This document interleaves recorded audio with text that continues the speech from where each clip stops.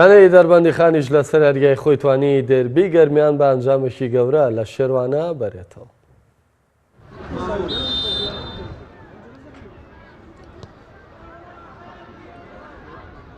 دەربەندیخان دێربی گەرمیانی لە شێروانەی ڕکابەری بردەوە و پێگەی خۆی لە ڕیزبەندی خولی نایبی کوردستان باشتر کرد.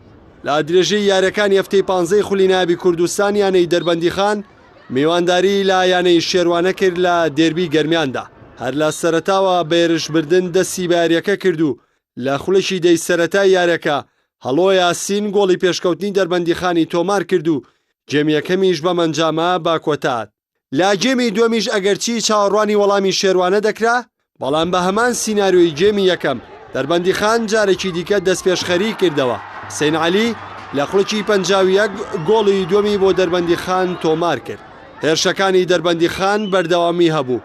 بورهان قادر وەگەستێری یەکەمی یاریەکە خۆی نیشاندا کاتێک توانی لە ماوەی تەنها 4 خولەکدا و لە خولەکەکانی 58 و 62 دوو گۆڵی دیکە بۆ دەربەندیخان تۆمار بکە و ئەنجامەکەی کردە 4 هێندە و بە تەواوی شێروانەی لە ئەنجامی یاریەکە بێیوا کرد. سەرنجامی ژیارەکە بە 4 گۆڵی خاوێن لە سوودی دەربەندیخان بە کۆتات و دێربی گەرمیانی لە بەرژەوەندی خۆی تەواو کرد. سەرەتا بەناوی خوای گەورە پیرۆزبایی لە خۆمان و لە هەندێرانی خۆشەویستی شاری دەربەندیخانەکەین. بەڕاستی ئەمڕۆ هەمووکو ئەنجام هەمووکو ئاس یاریکی باشمان سواز بە خوای گەورە چونکە ئەم سێ خاڵە گرنگ بوو بۆمان بۆی لە چێپڕچەکان دوانەکەین بۆ مەرحەلەی دووەم بە گروتینێکی ترەوە بێنەوە ناو چێپڕچەکانی خولی یانە نایابەکان چونکە مەرحەلەی دووەم لای هەمومان ڕوون و ئاشکرا کە قورسرە بێ چونکە هەموو تیپەکانەکەونە خۆیان هەم بە هێنانی یاریزان هەم بە پڕکردنەوەی نەقسانێکی هەیەە. ئێمە سواز بە خوای گەورە ئەمڕۆ توانیمان سێ خاڵ یاریەکە بەدەست بێنین و پێشکەشێکین بۆ هاندەرە خۆشەویستانەی شاری دەربەندیخان و دەرەوەش.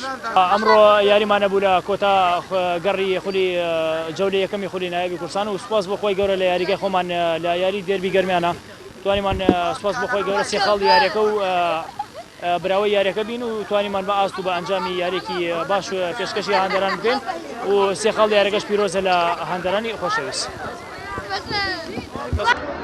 بەم سەرکەوتنەشی یانەی دەربەندیخان بە کۆکردنەوەی 19 خاڵ سەرکەوتە پلێ حوتەمی ڕزبەندی خولی نایبی کوردستان و یانەی شێروانەش با 15 خاڵەوە لە پلەی 12می ڕزبەندی خولی یانە نایبەکانی کوردستان دێت.